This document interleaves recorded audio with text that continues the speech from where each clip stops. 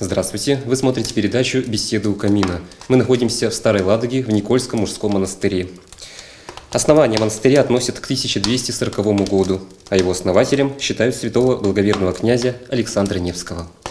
В 2002 году за восстановление древней святыни, возвращенной церкви в критическом состоянии, взялись истинные подвижники нашего времени – архимандрит Варфоломей и братья. Недавно отца Варфоломея не стало. Труды своего предшественника продолжил игумен Филарет. Отец Филарет, здравствуйте. Добрый день. Хочу поприветствовать вас, а также наших телезрителей. Вы здесь человек новый, однако за 3 месяца службы уже многое успели сделать. И вот хочу заметить, что ваши дела, они реальные. Что называется, глаз горит, вы видите, в каком направлении дальше двигаться, как развиваться. Многие горожане желают вам удачи и Божьей помощи. Спасибо большое.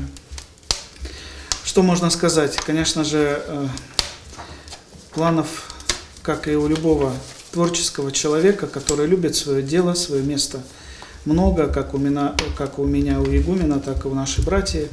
И за сегодня действительно мы стараемся сделать по мере наших сил и возможностей. Вы уже заметили, и наши зрители, и гости Старой Ладоги видят, как благоукрашается храм Иоанна Златоуста, который является главным соборным храмом нашей обители. Мы сегодня трудимся над созданием облика будущего духовно-просветительского центра Никольский, который будет включать в себя как библиотеку, так музей, так и выставочный зал. Конечно, планов много, но, к сожалению, ограниченность и наших возможностей, и физических сил не позволяет нам реализовать все то, что хочется. Мы будем надеяться, что дорога осилит идущий, и мы будем трудиться в дальнейшем. Отец Филарет, в начале нашей беседы я упомянул имя Александра Невского. В этом году Старая Ладога станет одним из мест проведения торжеств по случаю 800-летия Александра Невского. Известно, что Русская Православная Церковь присоединилась к их проведению. Будет ли наш Староладожский Никольский монастырь принимать участие в этих событиях? Вы знаете, что существует целый план мероприятий, который утвержден на уровне правительства, на уровне города Санкт-Петербург. И основные торжества, без сомнения, будут проходить в Санкт-Петербурге, в Александро-Невской лавре. Мы, конечно же, не планируем проводить большие мероприятия, но думаю, что концерты, фотовыставки, они также будут иметь место проведения в нашем монастыре, тем более, как я уже сказал, выставочный зал в духовно-просветительском центре уже будут готовы. Поэтому мы планируем провести концерт в память Александра Невского и, наверное, организуем фотовыставку возрождения обители, потому что это тоже очень востребовано, и вы сами знаете, история говорит о том, что монастырь наш связан с Александром Невским, и не почтить его память нельзя. Церковь учит нас быть милосердными. Совсем недавний и ваш пример, когда вы выступили, можно сказать, инициатором оказания помощи пожилой женщине, ребенку войны, которая нуждалась. Расскажите, что вас побудило на этот поступок и вообще как все прошло? Я хочу сказать, что всегда нужно оставлять место в своей жизни для добрых дел. Потому что доброе дело, оно не сводится к каким-то большим затратам или усилиям, а вот действительно помощь человеку, который нуждается, совершенно может быть небольшая для монастыря. Хотя каждый рубль, он, конечно, на счету. Но само отношение на призыв помочь, протянуть руку, это ведь замечательный пример для окружающих. И сегодня люди, в принципе, волонтерское движение существует, и люди собирают какие-то средства, помощь больным детям и прочее, прочее. Когда я служил на Сахалине, у нас даже проходили такие приходские, яркие события.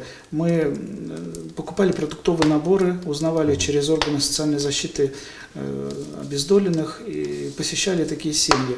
Но что интересно, такое общение, какой-то небольшой наш подарок и вообще участие в жизни человека одинокого, обездоленного всегда дает обратный ответ, потому что люди спрашивают, люди общаются со слезами на глазах часто, просто просят, благодарят, во-первых, они ничего не просят, а просто благодарят за внимание, что к ним кто-то пришел. Чувствуется обратная связь. Поэтому, когда предложили поучаствовать, я сразу согласился, потому что вообще люди, которые прошли, даже дети Великой Отечественной войны, на их долю выпало самое, наверное, страшное время разрухи, восстановления, и голод и прочее, прочее. Конечно, о них мы не должны забывать, потому что мы хоть поколение более молодое и не знаем тяготов военного времени. И, как говорила моя бабушка, все что угодно, только если бы не было войны. Чтобы не было войны. Потому что это самое страшное явление. Поэтому мы благодарны нашим ветеранам, труженикам тыла. Мы всем благодарны за ту победу, которую они нам дали. Отец Филарет, сейчас мы посмотрим, как делаются истинно добрые дела. У нас есть уникальные кадры этой встречи.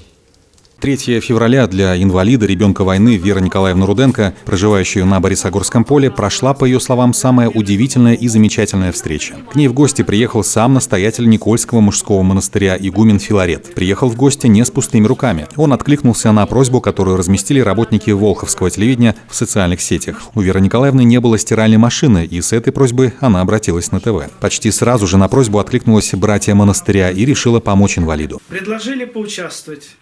Я, как игумен, моя братья поддержала, сказала, надо поучаствовать в добром деле. Добрые дела надо творить. Спаси вас, Господи, спаси Господи. Маленькое, но доброе дело. Спаси, Господи, вас всех. Но самое главное, мы надеемся, что вы за нас будете хоть иногда молиться. Не иногда. Ладно? Это меня постоянная молитва. За чашкой чая гостеприимная хозяйка рассказала о своей нелегкой судьбе и о том, как она пришла к Богу. Отец Филарет был приятно удивлен количеством икон, книг и познаний хозяйки о церковной жизни. На прощание отец Филарет пригласил Веру Николаевну на ближайший праздник, пообещав помощь с транспортом и пожелал доброго здоровья. А для дитя войны Веры Руденко визит игумена с братьями и их подарки представился совершенным чудом. А мы добавим, что чудеса случаются не только в Новый год, но и по желанию и возможностям простых и добрых людей.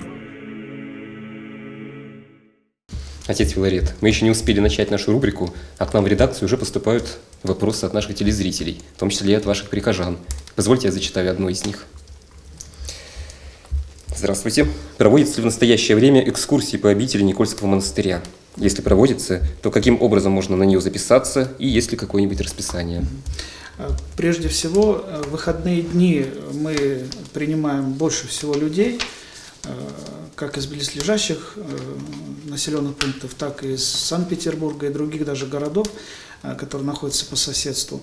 Поэтому суббота и воскресенье – это 2 дня, когда можно поучаствовать в такой обзорной экскурсии. В час дня и в 2 часа дня от нашего храма люди собираются вместе, и наши экскурсоводы подробно рассказывают о жизни монастыря.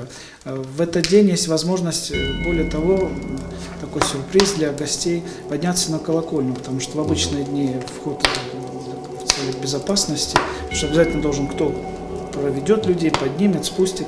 Поэтому мы вот делаем такие обзорные экскурсии субботу-воскресенье с возможностью подняться на колокольню, посмотреть. Очень интересно. С птичьего, так сказать, с высоты птичьего полета красоту Старой Ладоги, потому что тут как на ладони открывается, конечно, и крепость наша, и храм на Малышевой горе, и Чернавино видно очень хорошо.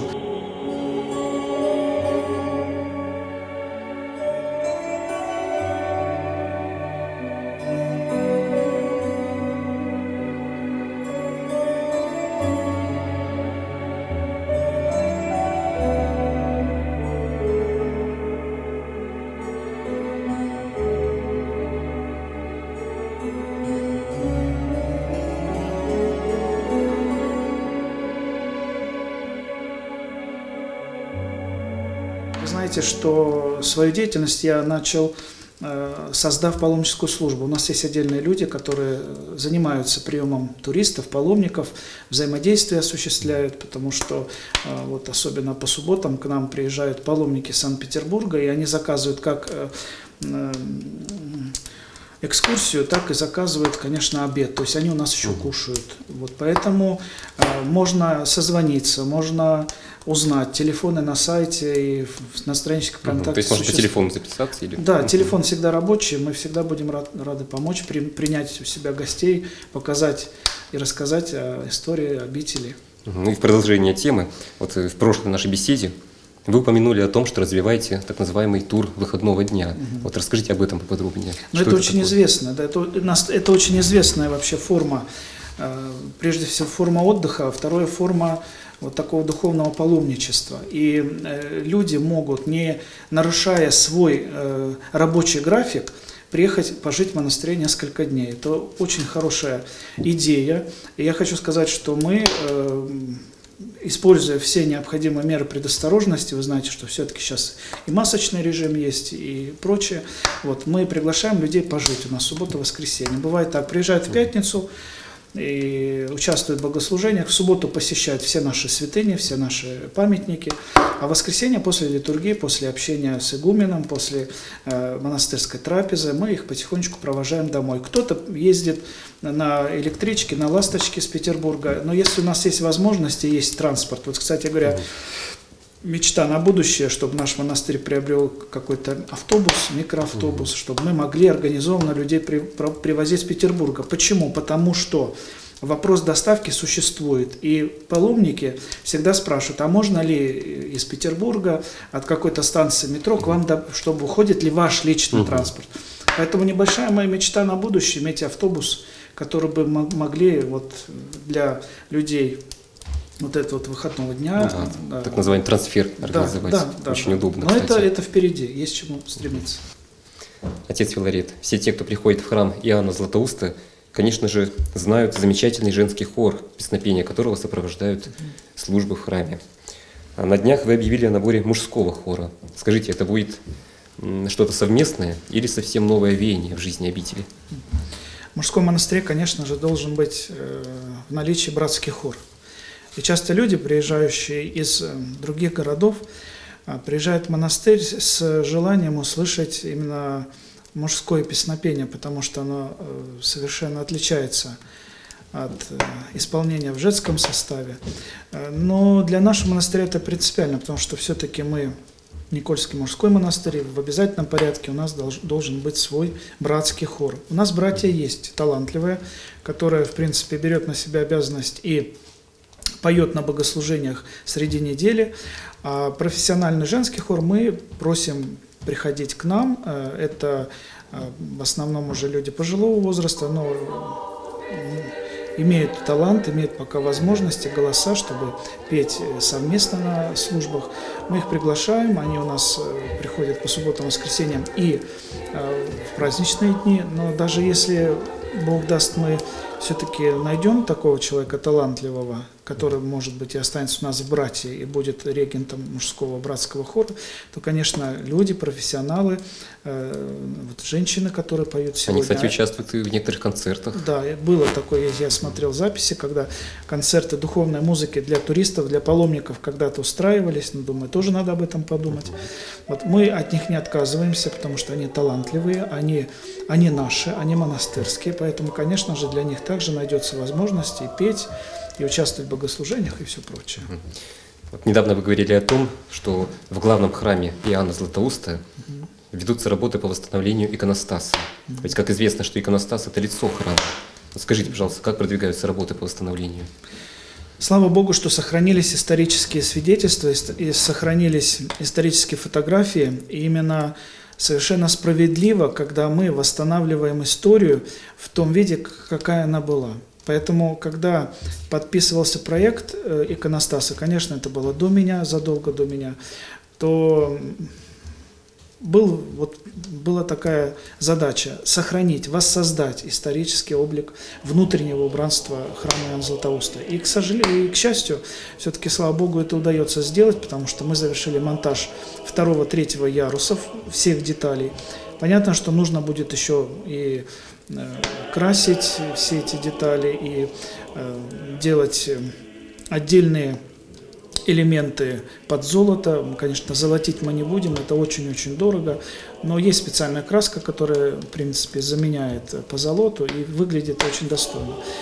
Стремимся вперед, и буквально у меня прошли встречи о дальнейшей работе с предприятием, которое изготавливает наш иконостас. Это очень дорого, работы очень дорогие, потому что основа – это дерево, это машинная резка, то есть компьютерная резка. иконостас был действительно очень перегружен такими деталями, виноградные гроздья, мелкие детали, поэтому от этого идет и дороговизна, конечно, его изготовления. Нам еще нужно сделать, наверное, 50%, потому что есть центральная часть, а еще 2 боковые части, которые также нуждаются в ремонте, в воссоздании. Вот. Это, конечно, несколько миллионов. Но есть понимание у производителей пойти нам навстречу и сделать какую-то рассрочку. Может, кто-то из благодетелей как-то поможет нам, тоже откликнется, поддержит, чтобы исторический облик храма был воссоздан. Тем более, что неравнодушные люди есть.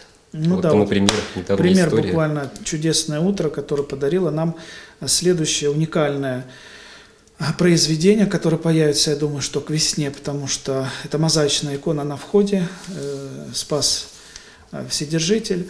И мы ради интереса открыли голосование, какую икону бы люди хотели видеть, потому что врата обители всегда украшались надвратными иконами. Это древняя традиция, еще древнехристианской церкви.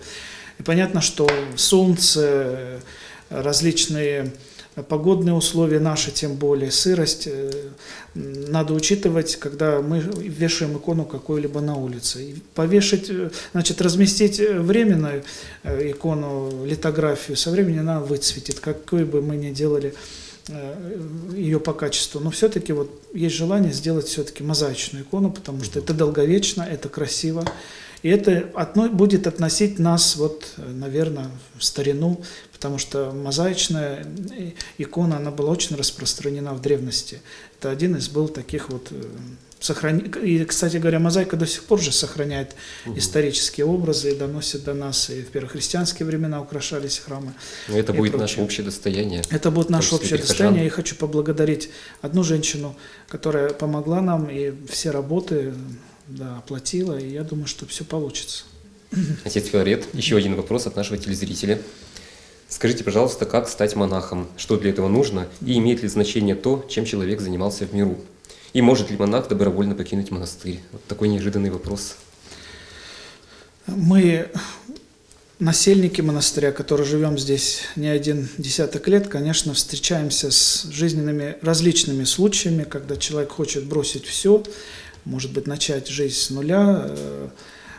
Причины тому, чтобы прийти в монастырь, бывают различные. Здесь надо очень внимательно понимать, что в монастырь идут не потому, что хотят убежать от чего-то, от проблем, от каких-то своих жизненных трудностей. В монастырь идут для того, чтобы принести покаяние за свою жизнь. Потому что монашество – это есть путь покаяния. И я хочу сказать, что человек, приходящий в монастырь, конечно же, он приходит трудником, потрудиться, поработать, посмотреть. Это и есть его знакомство и с монастырем, и с уставом, и с внутренней жизнью. Здесь он, конечно, переживает первые трудности, проблемы межличностного отношения, потому что любой брат, любой монах – это, конечно, человек со своим характером. Плюс еще, как мы в православии называем, искушения бывают различные. Да? Поэтому вот первое время – это, конечно, время трудничества, где человек может, как я уже говорил когда-то, может использовать свои таланты, полученные в миру. Нужны и водители, нужны и строители, нужны и люди, имеющие высшее профессиональное образование, да, тем более сейчас развитие и интернета, и наличие различных, да. То есть эти навыки пригождаются. Да, конечно же, здесь человек в монастыре ставится туда, в чем он имеет талант. Или это поварское дело, повар, да, или человек, который умеет печь хлеб, допустим. Потому что у нас есть очень большое желание запустить к лету, печь свой монастырский хлеб. У нас есть тоже к этому все возможности. И прочее, прочее. После трудничества начинается период послушничества, когда человек уже одевает черную одежду, одевает уже черный подрясник, когда его принимают уже не просто как трудника, а он уже и с братьями находится ближе и постоянно, и выполняет все правила, которые положены, но также продолжает на этом пути трудиться. А следующий этап жизни человека, хотящего стать монахом, это, конечно, принятие самого монашества. Вот когда человек уже принимает монашество, и почему надо очень внимательно подумать, назад пути уже нет. Ну, если так чисто брать по законам, может быть, да. То есть с этого момента, когда происходит подстриг, Постриг, да, то человек с уже этого не имеет момента- права выходить назад. То есть прежде чем постричься, нужно пройти вот этот некий искус, да, то есть пройти эти ступеньки, и на этих ступеньках человек уже должен ответить: хочу, не хочу, смогу, не смогу. И когда он, побыв трудником, уходит в мир, или побыв там, да, на послушании на каком-то, говорит: это не мое, здесь ничего страшного нет. А когда человек уже приносит Богу обеты на верность, и здесь он их нарушает, здесь есть такая, знаете, личная трагедия, потому что, конечно, его никто не проклинает, его никто не желает злого, ни хорошего, но для человека это некая трагедия. Она, кстати говоря, будет потом постоянно возникать в его жизни. Вот. Поэтому очень надо подумать, прежде чем прийти в монастырь. Подумать. То есть это очень ответственное решение. Это очень ответственное решение. И решение, конечно, еще раз хочу сказать, обдуманное, взвешенное. Поэтому есть и духовники, которые спрашивают, и игумен обители обязан смотреть за этим человеком, наблюдать, какой он, как он себя ведет, как он относится к окружающим и прочее, прочее. То есть это целая наука. Вообще очень интересно то, как живут монахи в монастыре, какие-то обычаи, взаимоотношения, традиции. Я думаю, что в одной из наших следующих передач мы более подробно поговорим об этом. Вы не против? Конечно, обязательно. Отец Филарет, от наших зрителей продолжают поступать вопросы. Мы их обязательно озвучим и вновь встретимся за беседой у этого теплого и уютного камина. Огромное вам спасибо за встречу, было очень интересно. А я напомню, что вы смотрели передачу «Беседы у камина». Дорогие друзья, если у вас есть вопросы, задавайте, пожалуйста, через редакцию Волховского телевидения или на сайте Никольского мужского монастыря. А я с вами прощаюсь. Всего доброго и увидимся в следующих выпусках.